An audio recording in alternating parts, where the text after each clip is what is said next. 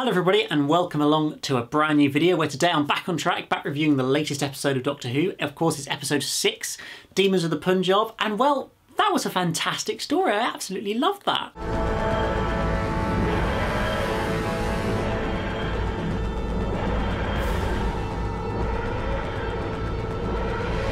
I just finished watching it for the first time literally about 10 minutes ago, and I thought this was an absolutely wonderful, beautiful, emotional story that really sort of brought in all different aspects of Doctor Who that you can bring in and really sort of gave in a lot of emotion to the story as well, a really heartfelt story, which I think all fantastically came together. Quite possibly, I think, my favourite episode of the series, certainly right up there and definitely one of the better ones so far. But what made it work? What was so spectacular about it? Well, I think, first of course, this was a historical story going back to 1940s India and the partition of India, which I'll confess I didn't really know anything about going into this, and I felt there wasn't loads of explanation of what was going on in this episode, but I also felt like there was enough to at least sort of understand what was going on in the perspectives and the situation to enough of a degree to make the story work.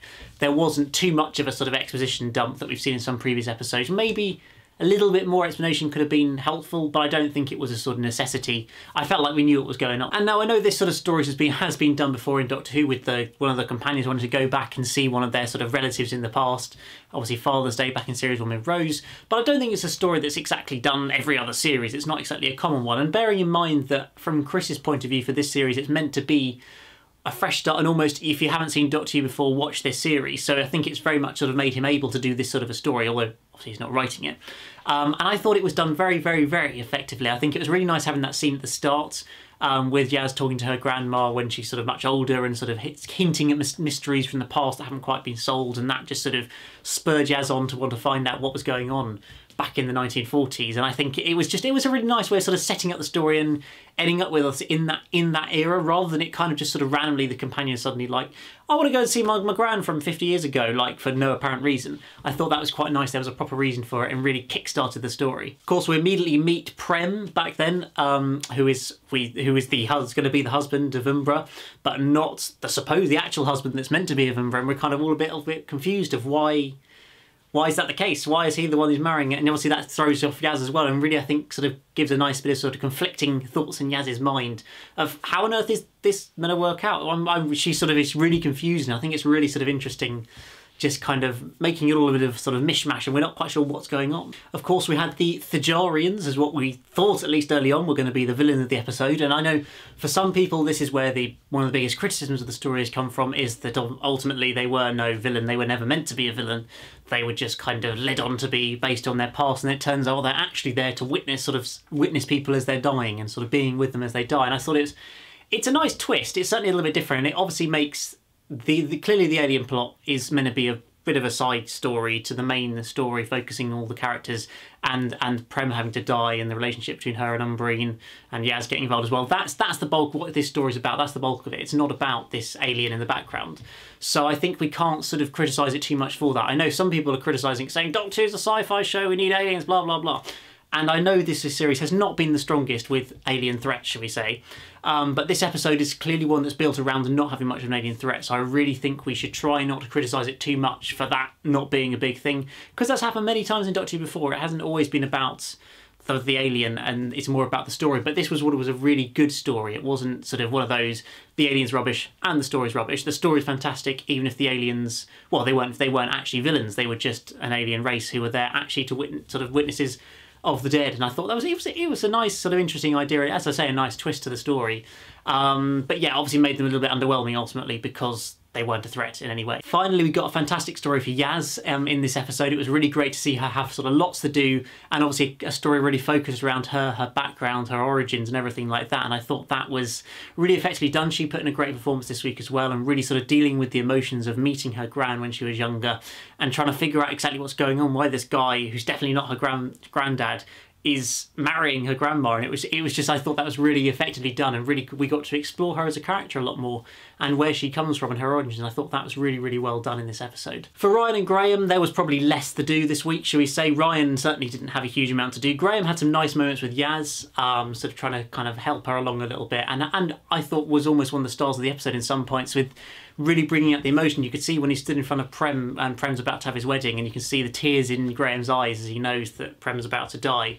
I thought that was just absolutely sort of incredible and heartbreaking acting. It was so fantastically done, and clearly, I think for everybody, Graham has been the surprise of this series, and how sort of he's just got the range, he's got everything, he's got the light-hearted funny stuff, he's got the emotional stuff, and he's got everything in between, and I think he's such a fantastic character that we hope get to see lots more of, hopefully not just for this series. Jodie did another nice job in this episode, seemed to be sort of having a lot of fun, but also able to have the sort of serious moments, the angry moments, when we see her sort of encountering the Thajarians for the first time and thinking at least that they're assassins and they're going to kill everybody, and having that proper moment of anger and rage of don't lie to me, don't sort of tell me that you're not assassins when you are. I thought that was really, really fantastically done. But then she's also sort of, again, bringing out this interesting, almost kind of, she's sort of lumbering in with the anger and getting really angry at what she thinks of the bad thing, of the bad villains or whatever, and then having to backtrack when she realises that actually they aren't, and sort of having to be apologetic and understanding about it. And I think it's kind of something we saw in the last episode a little bit as well, and I think it's kind of just an interesting sort of part of her character, that she seems to almost sometimes sort of blunder into things and really kind of get really angry, and usually when the other companions aren't around, and then have to backtrack when she realises things aren't quite as they seem. So I just think that's, yeah, a little interesting tweak of the character that we haven't really sort of seen too much of.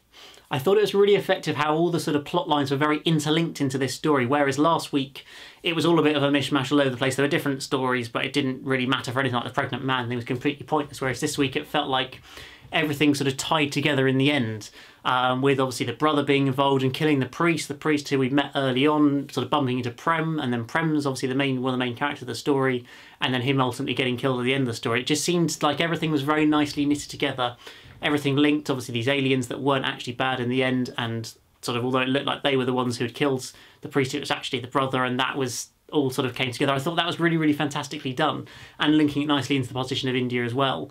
And yeah, us having to deal with all this and experiencing it all, it just was so effectively done, and a really clever sort of tight-knit plot, which I think sometimes can be a problem in Doctor Who, but it felt really, really well done in this story. And I think it sort of showed in those last few scenes when you really, really, really felt the emotion of sort of knowing that Prem's going to die, and then having that sort of moment when he does die. I thought it was just such a sort of heartbreaking moment, even though we knew it was coming from earlier in the episode, but because it was so well crafted, it became that real emotional sort of gut punch right at the end of the story. And so I thought that was really, really one of the strengths of this episode. As always, the direction was fantastic and the visuals looked absolutely stunning. Can't remember quite where they filmed it, but it did look absolutely visually sort of stunning across the board.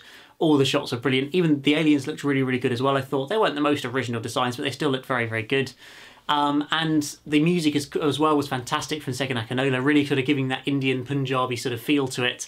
And that closing theme they used, the sort of Doctor Who Indian style, was beautiful and fitted that final scene so perfectly, kind of leading it in to bringing that theme over the closing titles. Just I thought was such a brilliant idea to bring in, and something we very rarely get, of sort of tweaking the theme tune on what it normally is and linking it perfectly into the style of music for this episode. I think Segun's done a fantastic job, particularly these last couple of episodes. He's really, really sort of got into his stride a bit more, I think, and kind of showed a bit of versatility and kind of developing different styles and types of music and really having it more of an impact into the story, whereas maybe early on in the series it was much more atmospheric. So I think I'm very, very pleased with the way it's going on that side of things, and really, really looking forward to when we get to hear a full soundtrack of this. But fear not, the unreleased versions, the full sort of episode scores unreleased, will be coming up on Thursday night for Demons of the Punjab and tomorrow night for the Saranga Conundrum, so look out for those, and of course including with Demons of the Punjab that beautiful Doctor Who theme at the end of the episode as well. So overall, this was a fantastic story. I know one of the last criticisms of it that people are giving is Doctor Who's getting too PC, politically correct. Why will they stop preaching at us? They need to stop preaching at us about political issues and blah, blah, blah, blah, blah. And it's just, Doctor Who, since 1963, has been teaching us about political issues, and that was Sidney Newman, was part of that right back in the 60s, and it's just a constant sort of easy thing back to hit Doctor Who with if it does anything that talks about any sort of political or historical event or anything like that. Doctor Who's going to get hit with it. And it's just a bit depressing, really, because that's not the intention of the writers. The intention of this episode is to tell a good story and to teach you about this period in time. That's all it is. It's not about trying to force home some political message. And it's been the same in the previous episodes as well. So I think it's just a kind of frustrating criticism that some people who just want to hate the show at the moment just jump on straight away to say, oh, it's too politically correct and terrible and blah, blah, blah. So let's just move past that, please, guys, and focus on the positives of the show and just forget about this stupid political angle. But overall, I thought this was a fantastic story. It really, really, really was so enjoyable, so emotional, so beautiful, so heartbreaking in the end of it as well. Of course, the alien wasn't much, but that really didn't matter, I thought, in this story. It was more character-focused, but it was a beautiful, heartbreaking tale. and I think it's definitely in my sort of top 2 or 3 episodes of this series, if not the very best so far. I really, really enjoyed it. But what did you think about this story, guys? Did you think it was a sort of return to form for Doctor Who after last week's slightly disappointing story? Is it still not quite hitting the heights for you? I'd love to hear what you guys have to say about it. But other than that, guys, remember to hit that like button, subscribe if you're new here, and I'll see you again very soon for another video. Goodbye!